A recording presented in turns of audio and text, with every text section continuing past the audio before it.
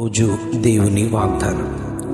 నిర్గమకాండము 23వ అధ్యాయం 25వ వచనం. ఆయన నీ ఆహారమును నీ పానమును దీవించును. ఆయన నీ ఆహారమును నీ పానమును దీవించును. నీ దేవుడైన యెహోవానే సేవింపవలెను. అప్పుడు ఆయన నీ ఆహారమును నీ పానమును దీవించును. నేను నీ యొద్ద నుండి నీ మధ్య నుండి రోగమును తొలగించెదను.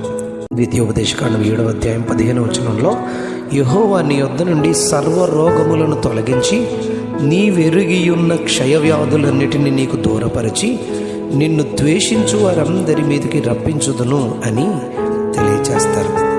ఆయన దీవెనలన్నిటినీ పొందుకునే ఒకే ఒక మార్గం ఆయన ఆజ్ఞలను అనుసరించి నడుచుకోవడమే. ఒకే ఒక షరతు, ఇది మాత్రమే.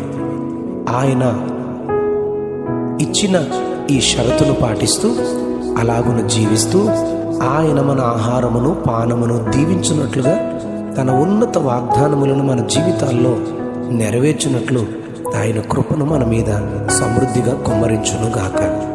Amen, amen, amen.